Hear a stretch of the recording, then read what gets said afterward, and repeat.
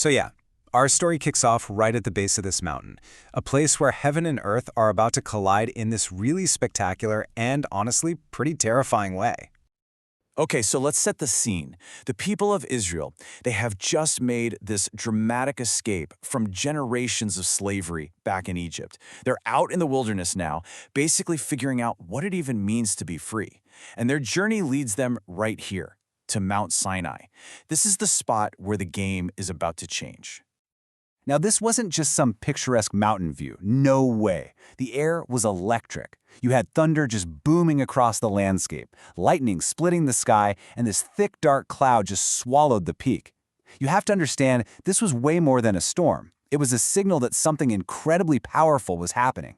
This was the glory of God, and Moses, their leader, was called to walk straight into the heart of it.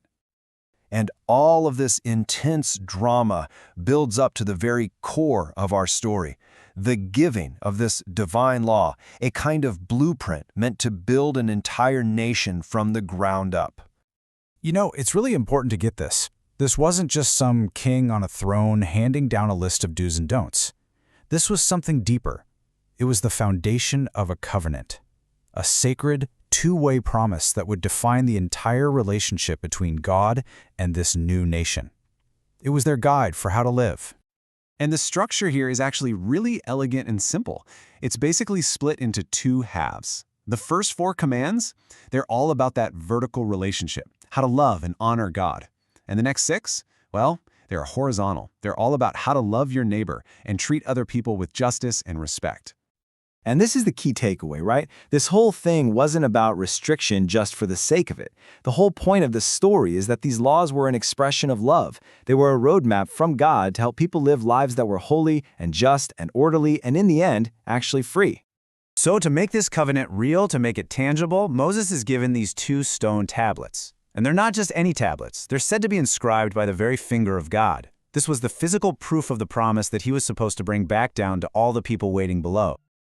But, and this is a huge but, this is where the story takes a sharp, disastrous turn. This brand new covenant is about to face its first and most serious test of faith. I mean, think about it. Moses has been up on that mountain for a long time. Down below, the people are just waiting at the foot of this scary, thundering mountain. What do you think is going through their heads? What are they up to? They waited. And you can just imagine how unnerving that must have been. The booming thunder from above, but complete silence from their leader. And in that heavy, anxious silence, they just snapped. Their patience wore out, fear and doubt took over, and that brand new faith they had just started to build, it began to crumble. So, what do? They fall back on what they know from their time in Egypt.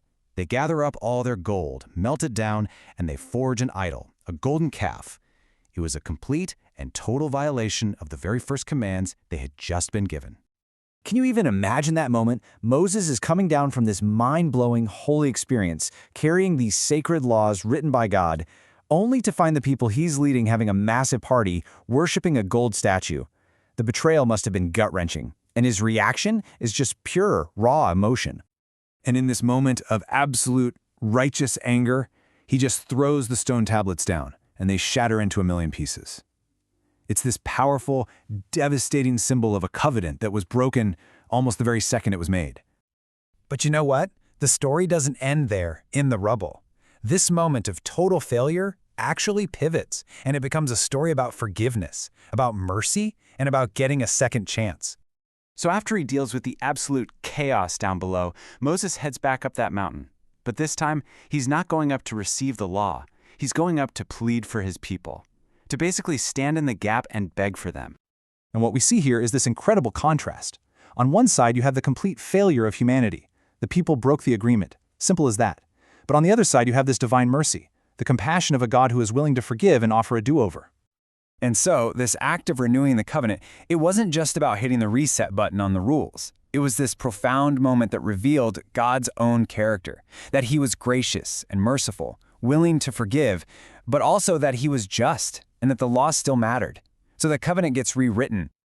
And that brings us to the final part of our story, the lasting impact of this whole traumatic event, a legacy that stretches way beyond that one desert mountain. For the Israelites, these 10 commandments became the absolute bedrock of their entire society. It was their constitution, their moral compass. It was the very thing that defined their identity as a people. And that relevance really hasn't faded with time. For millions of people of faith all over the world today, these commandments are still a vital guide for understanding what a holy life looks like and figuring out how to live in a way that honors God. So we'll end on this thought.